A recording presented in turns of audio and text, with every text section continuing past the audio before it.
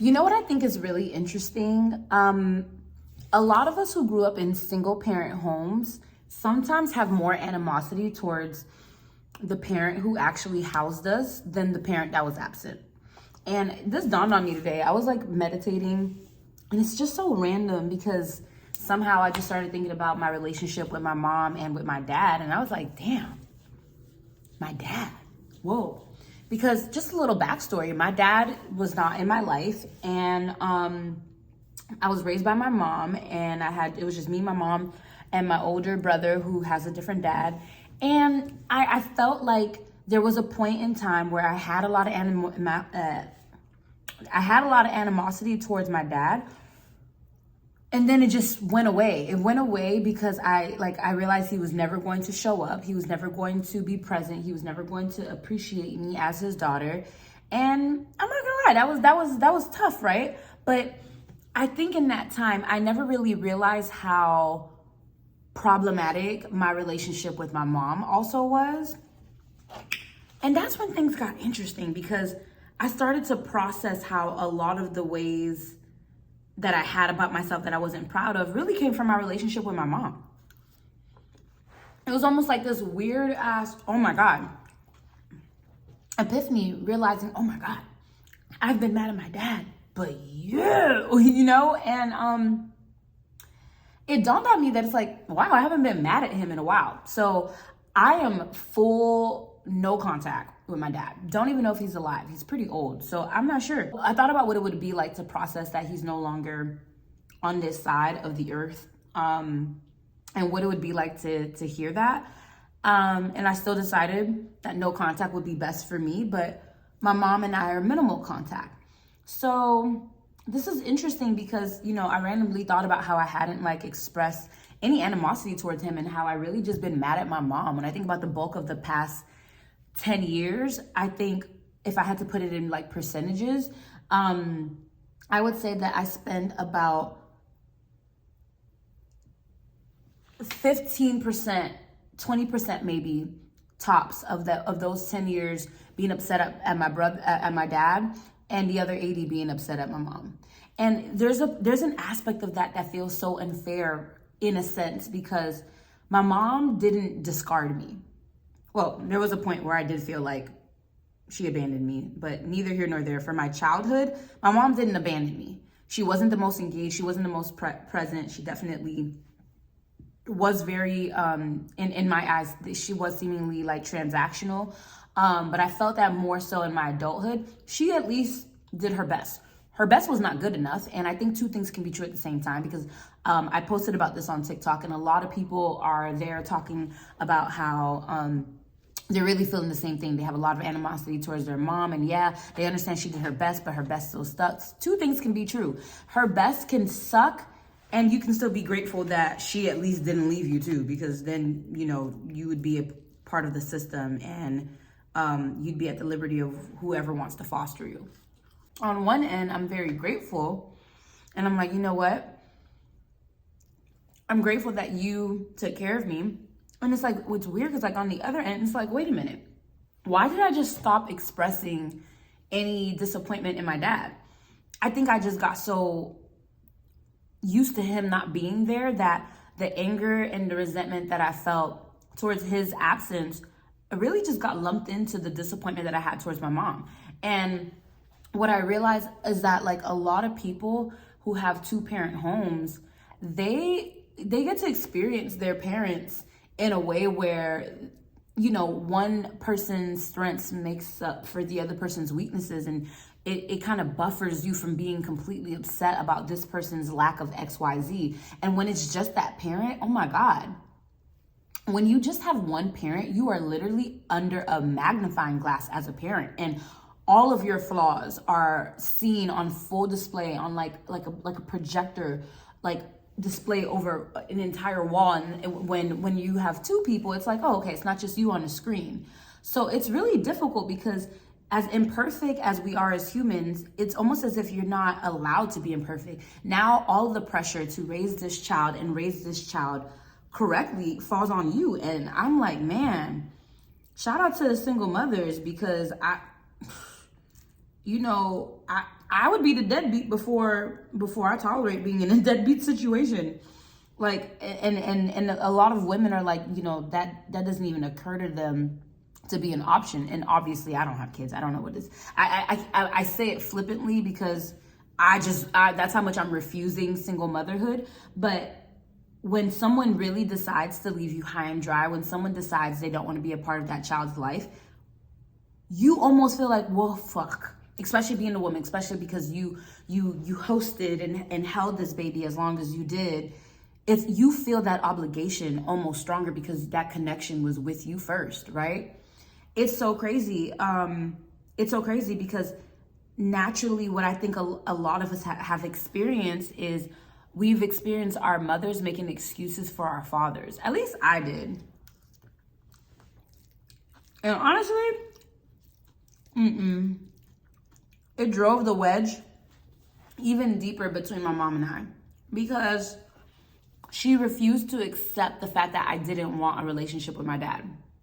It was almost as if it offended her that I chose not to have him in my life. And that bothered me because she didn't have respect for my boundaries. As if it made her feel better that I did have a relationship with him. But it's like, no, I don't want one. And she's like, you're gonna regret that. And I was like, what the fuck is wrong with you?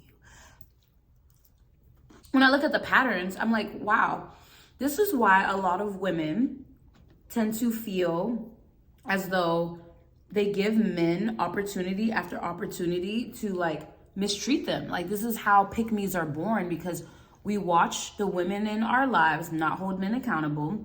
We watch the men in our lives be absent and get away with murder. And we minimize our feelings in the process. And we just start to accept the same in our personal lives when we begin to date, because the standard was never set for us and we struggle to set it for ourselves, because what are we modeling it after, you know? I realized I made plenty of excuses for guys because I've always seen excuses be made for guys, even my own brother. That's just how he is. That's just this, that's just that. And it's like, well, how about telling people how you are is fucked up? And I kind of said in the TikTok that I wish a lot more single mothers were just more honest with their children about the fact that they don't have the best partners, instead of excusing their behavior, because it creates something really toxic within us. And it keeps us from being able to attract the relationships we deserve. My goodness, that drove the wedge between me and my mom even wider. That gap was even wider. But I just recognized that I stopped even holding my dad accountable for a lot of the pain that I experienced, when I know a lot of what I experienced growing up, I mean, it could have just felt different. Just having even a more superficial relationship with both of my parents would have meant a world of a difference. But that's just how distant and cold it sometimes felt between them, especially because my mom ended up moving to another country. She moved to my birthplace, which is in Haiti. And that was when I started to really see her in a different light, because now I didn't have anybody. And now it was almost as if I was in a vacuum where I was just forced to realize what these relationships with both of my parents were. Except, I don't know, because of proximity, it kind of made me feel as though things are all good. We're good. Me and my mom, we're good, we're Gucci, we're golden. And as soon as she was no longer close, where I can get the hugs that made up for maybe the quality time that wasn't there, the hugs that made up for the words I didn't hear, the hugs that made up for the acts of service that she wasn't able to provide, right? Physical touch did a lot in the interim to just make up for a lot of the gaps, because it was just so comforting for me as a child. Except now when you take physical touch away, you now are forced to see how this person is lacking in all these other areas. But when my dad is not in the picture, you just know he's lacking all in all, and it's almost like he's null and void and it's because he wasn't there. I think also it's better that I have him blocked, because when he did try to reach out, it was easy for me to still feel feelings towards him. So it makes a great case for why sometimes no contact is the best route for a lot of people who are struggling with their relationships with their parents. But I just think it's just really interesting. We end up being more upset with our mothers because they were the ones that were present, and so they were presently fucking up. But I mean, our fathers who are absent, they they committed a crime we don't punish for enough, honestly.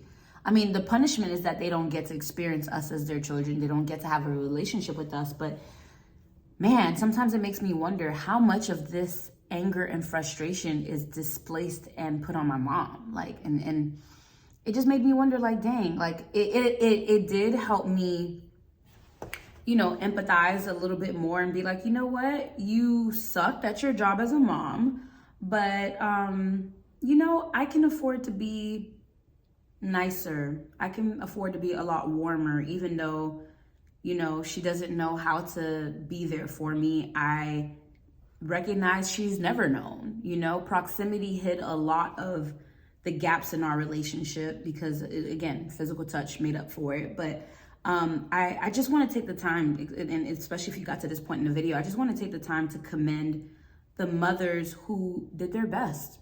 Even if their best was not good enough, attendance counts for something. So thank you to all the single mothers that did not abandon their children, that decided to be there, who did what they could, as tired and as fatigued as you were. You did what you could to support your children despite your partner being absent and not wanting to be in that child's life or for whatever reason. Because I recognize that's not easy. I mean, I can only imagine what kind of scrutiny I would be under if I was a single mom, because like, we're all imperfect, you know, but like, it's like, damn, like the weight of the world just seems like it's on your shoulders when you're a parent by yourself trying to take care of somebody else. It just seems like a lot.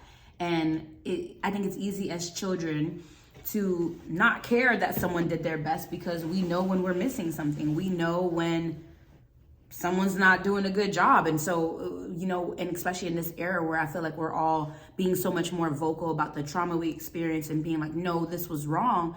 Unfortunately, it's the present parent that gets the heat. And it's like, damn. Let me have a little bit more grace. Not to say that I completely erase all the things you've done to me and how it made me feel. No, but I'm gonna give you just a little bit more grace for just being there. I don't know, let me know your thoughts. If you need a coach to process some of your feelings around the abandonment and neglect that you felt like you experienced, and how imbalanced you may feel like your, you know, resentment towards your mom and your dad may be, like, hit me up. I'd love to have a session with you and work with you one-on-one. But until then, stay tuned. Tomorrow we'll be talking about something that is related to maternal and paternal wounds, and just, you know, just the way that like our upbringing with them and sometimes the lack of love and the lack of attention affected us. So if you like this content, stay tuned for more. Love you. Mean it. Bye.